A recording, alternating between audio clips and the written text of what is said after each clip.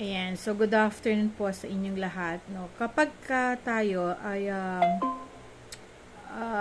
nakasakit intentionally, yung kung pagbabasihan mo yung mga nangyari dito sa isang motovlogger na to,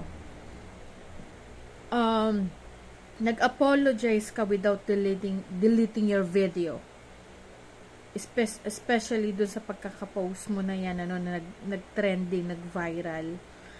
And yet you expecting people to believe you and to forgive you just like that. Alam mo, yung 90 days suspension is not enough. At yun ang isa sa mga dapat tingnan ng LTO. Kasi 90 days is too short. Alright?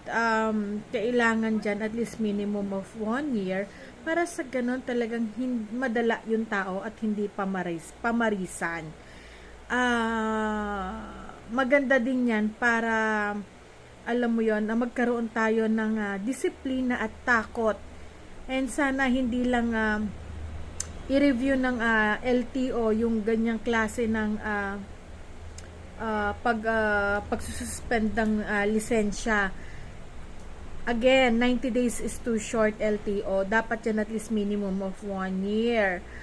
Lalo na sa kagaya nito na nag-apologize nga pero hindi naman niya dinilit yung kanyang video. So talagang intention niya na mag-trending at sumikat siya. Pagkakitaan niya yung video. Una, nag-violate siya doon sa Privacy Act nung isang individual. Okay? Hindi lang doon sa attempt niya na magkaroon ng road rage. Kababain niyang tao, and yet ang lakas ng loob niya na alam mo yung ma-involve sa sapakan, na sasapakin daw niya, na nandiyan minura niya, sasapakin niya, tapos diba, nag-fuck you pa siya,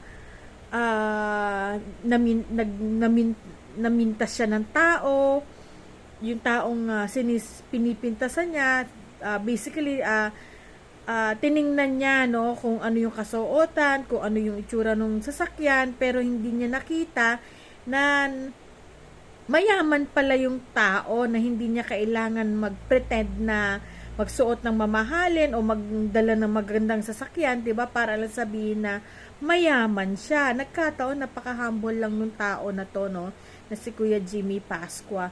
Imagine, nag-apologize ka pero hindi mo pa rin ni-research kung ano yung real name ng tao.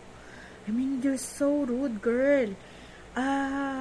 Dapat dyan, kung mag-a-apologize tayo, sana bago ka mag-apologize, i-delete mo na lahat yung post mo, yung mga videos mo, para in respect to that person, and sincere ka dun sa bagay na gusto mong gawin at may natutunan ka. Parang sa lumalabas, wala kang remorse. Kasi within 24 hours to 48 hours, tumagal pa ng hindi lang 48 hours yung video mo na pinost mo dyan sa Blue App.